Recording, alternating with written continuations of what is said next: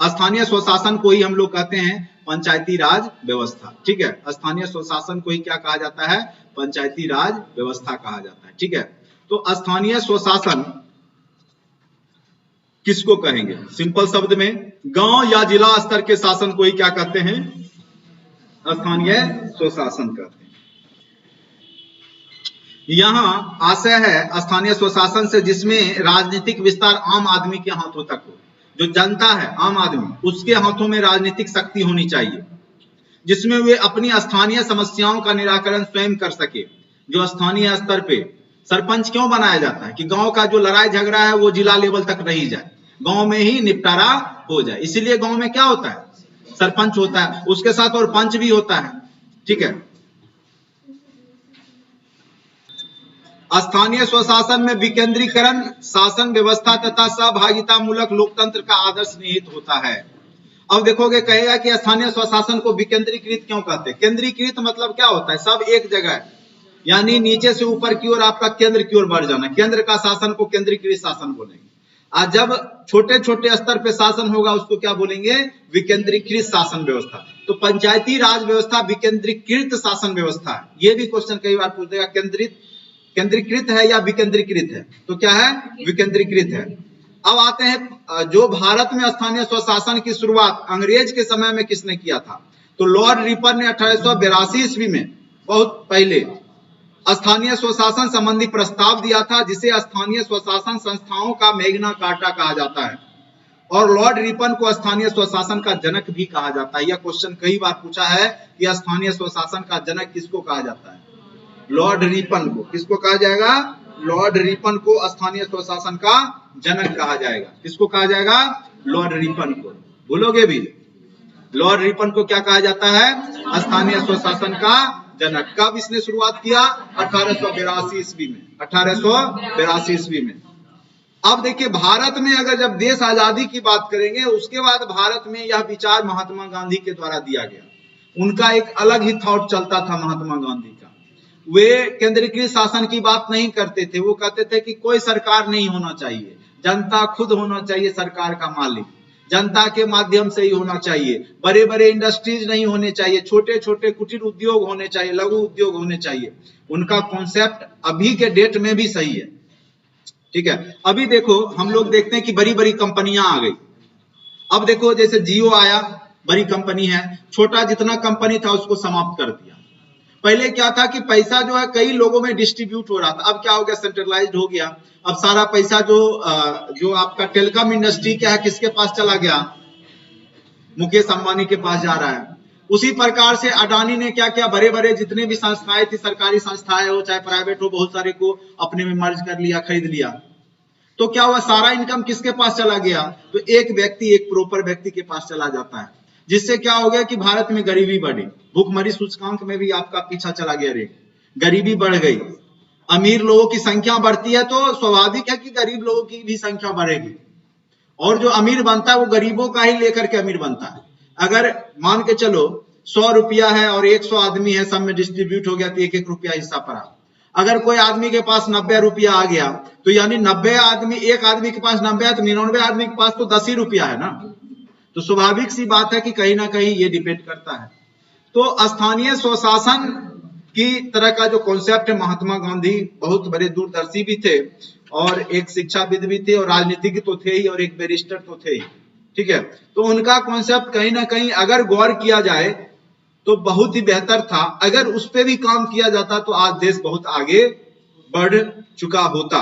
क्योंकि देखो, जैसे बिहार जैसे राज्य में क्या छोटे छोटे उद्योग की आवश्यकता है, कुटीर उद्योग, घरेलू उद्योग, रोजगार मिल जाए, ज्यादा से ज्यादा लोग रोजगार करेंगे तो सबको इनकम होगा। अब एक ही जगह एक इंडस्ट्री है तो उसमें तो बहुत कम लोग जाएंगे ना, सब लोग को रोजगार नहीं मिलेगा। तो गांधी जी का ही स्थानीय स्वशासन का भी विचार था और इनके समर्थक में दादा भाई नौरोजी, राजेंद्र प्रसाद, लाला लाजपत राय थे। भीमराव अंबेडकर ने इसका विरोध किया था।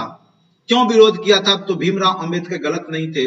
उनका मानना था कि भारतीय समाज पुरुषवादी मानसिकता का है और भारतीय समाज जातिवादी मानसिकता का है।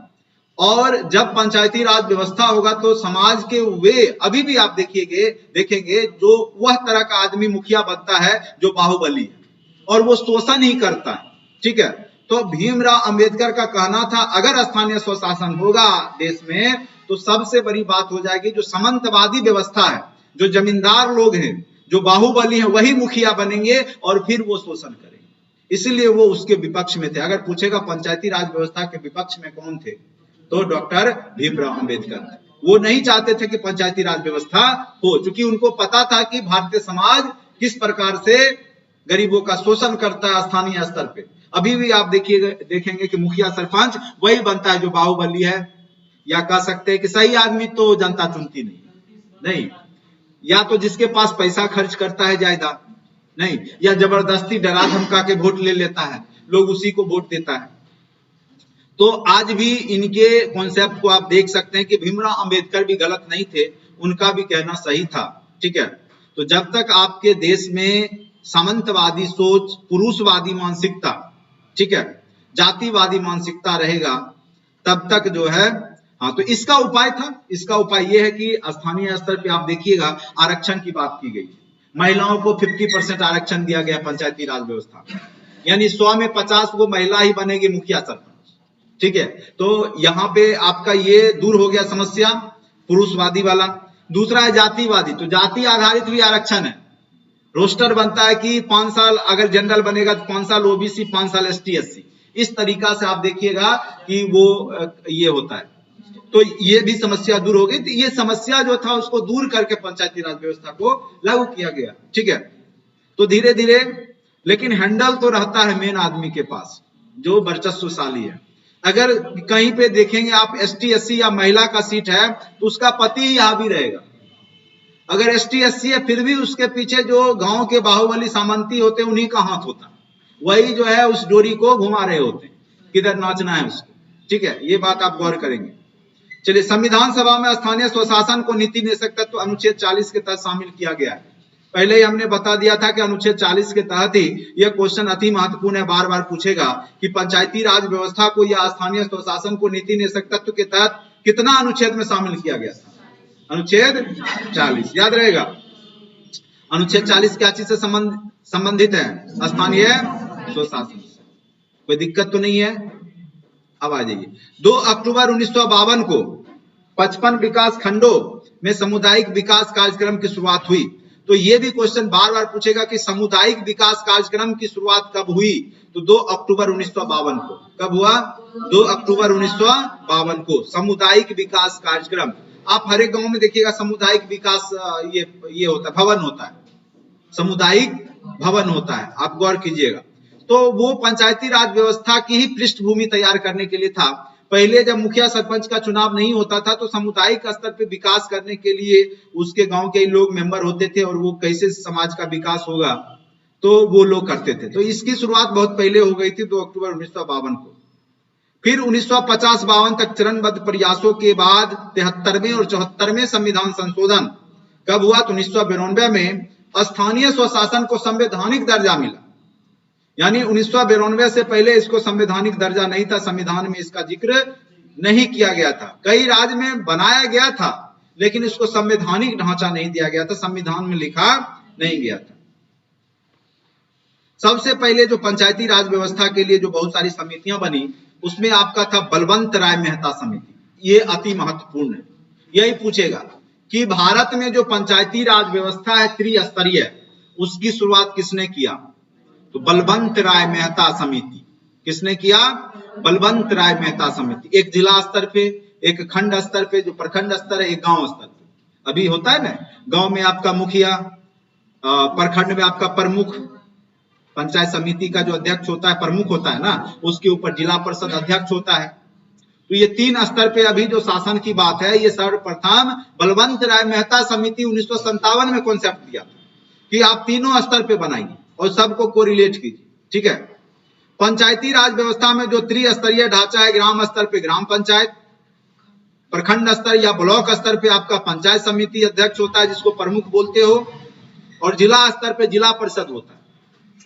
जो भी गांव के होंगे, ग्राम पंचायत से जुड़े होंगे, वो लोग इनको वोट देते होंगे। 1950 में राष्ट्रीय विकास परिषद ने बलवंत राय मेहता समिति की सिफारिश को स्वीकार की। 2 अक्टूबर 1959 को नागौर जिला के राजस्थान जो है में तत्कालीन प्रधानमंत्री उस समय थे पंडित जवाहरलाल नेहरू द्वारा देश की पहली त्रिस्तरीय पंचायत का उद्घाटन किया गया।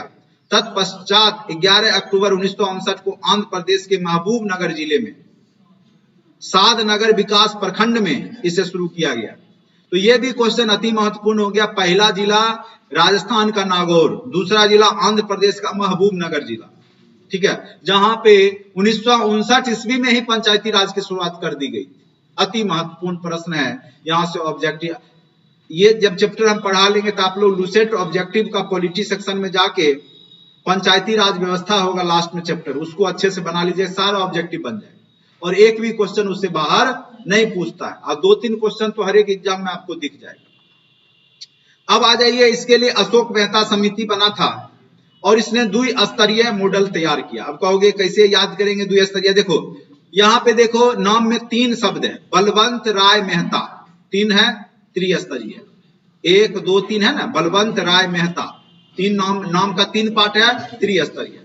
अब देखो यहाँ पे देखो, अशोक मेहता क्या तो है नाम का पार्ट 2, तो ये द्विस्तरीय दिया। याद करने के लिए तरीका बताया अगर कंफ्यूजन होता है तब। 1977 में जनता पार्टी के सरकार के द्वारा, जनता पार्टी यानी भारतीय जनता पार्टी जब सरकार में आई तो इसने अशोक मेहता समिति बनाई और इसका रिपोर्ट 1978 में आया और ये बोला कि 2 ही स्तर पे होना चाहिए, पहला पंचायत स्तर पे, दूसरा जिला स्तर पे। फिर देखो, इसको बनाने के लिए कई समितियां बनी कि कैसे लागू किया जाए, कैसे लागू किया जाए, मतलब खाली यहाँ पे क्या है कि कैसे बनाया जाए, लोग उसी में लगे हुए थे, कोई सरकार उस पर उतना ध्यान दे नहीं रहा था पंचायती राज व्यवस्था पे। बस कमेटी गठित कर दिया, रिपोर्ट आ गया, फिर सो गया, तब तक सरकार बदल जाती थी। अब आ जाए जीवीके राव समिति। इस समिति ने गठन राजीव गांधी सरकार के समय योजना आयोग द्वारा जीवीके राव की अध्यक्षता में 1985 में की गई। इसमें योजना के विकेंद्रीकरण की बात की गई। पंचायती राज में जिला परिषद का नियोजन, विकास कार्यक्रमों के उचित प्रबंधन का मुख्य निकाय बनाना चाहिए। फिर आया लक्ष्मी मल सिंघवी समिति, जो कि विकेंद्रीकरण की व्यवस्था पर पुनः जोर देते हुए 1986 में राजीव गांधी द्वारा लक्ष्मी मल सिंघवी की अध्यक्षता में एक समिति गठित की गई।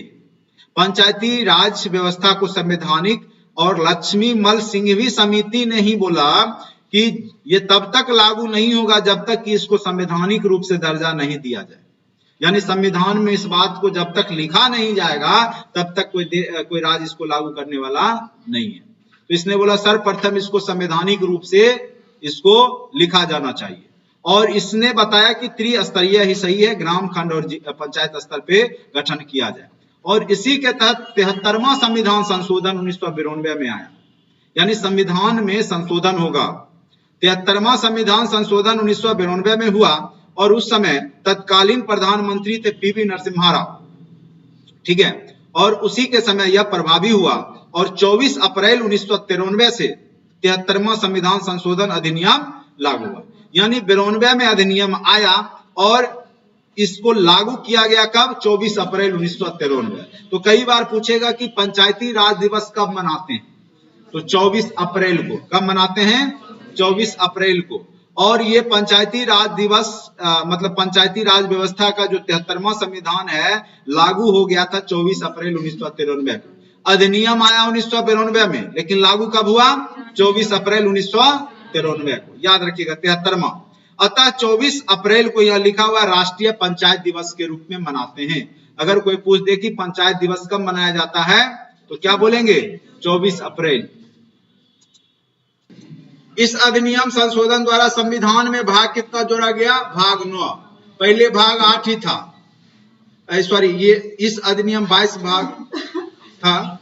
इस अधिनियम संशोधन द्वारा संविधान में भाग 9 जोड़ा गया और मूल संविधान में भाग 9 के अंतर्गत पंचायती राज व्यवस्था के उपबंध की चर्चा की गई और भाग 9 में पंचायत नामक एक शीर्षक दिया गया और जिसमें 200 अनुच्छेद 243 से 243(9) टवर्गी 9 है नहीं तक पंचायती राज व्यवस्था का उपबंध किया गया। ये अति महत्वपूर्ण लाइन है।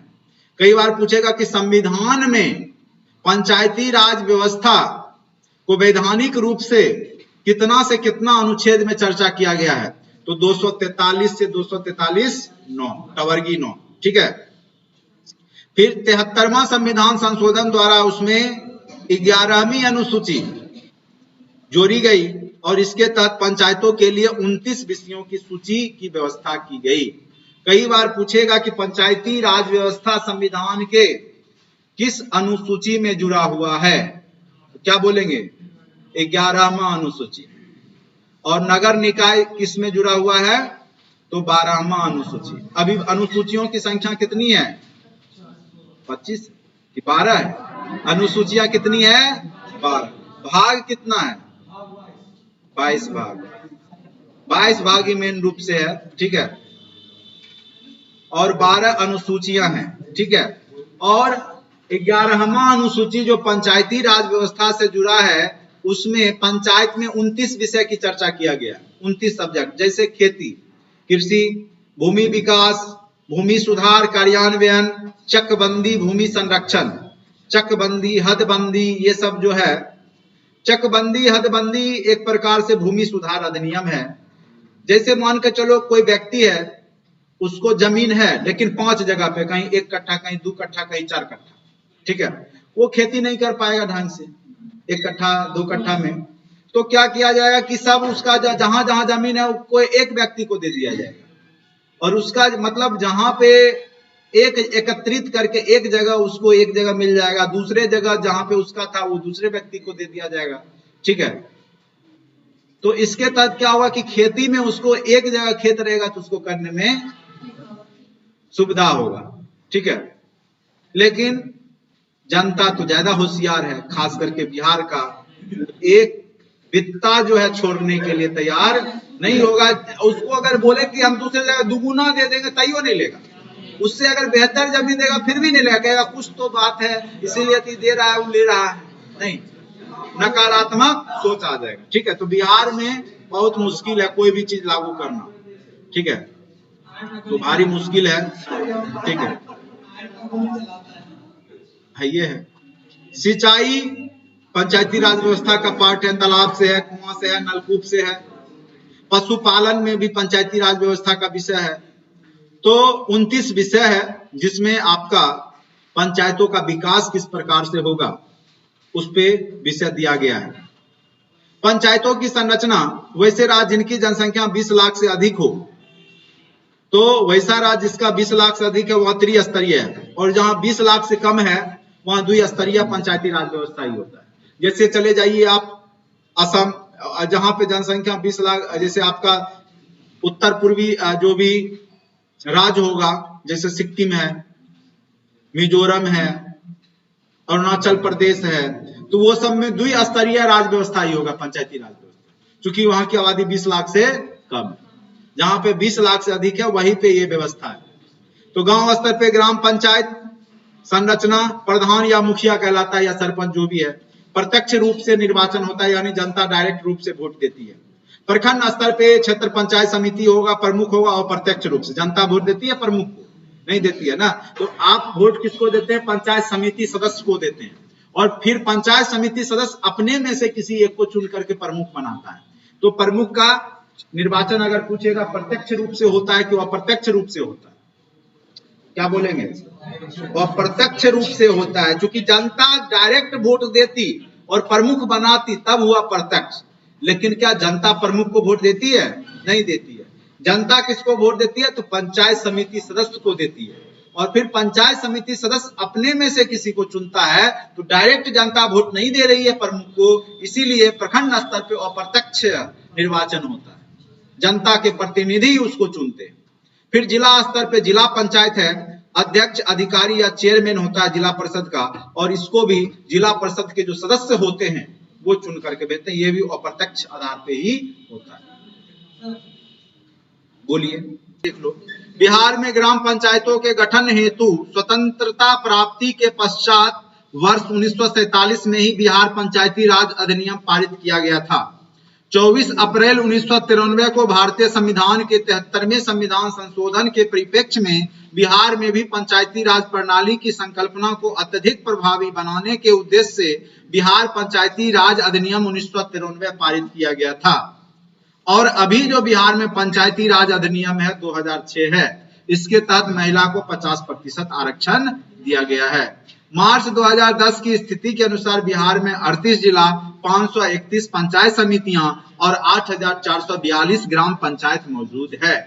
तो इतना ही मुखिया होगा, इतना ही क्या होगा, प्रमुख होगा, और इतना ही जिला चेयरमैन जो जिला परिषद के अध्यक्ष होते हैं वो होंगे। अगर पूछ दे तो इतना तो समझ ही गए होंगे।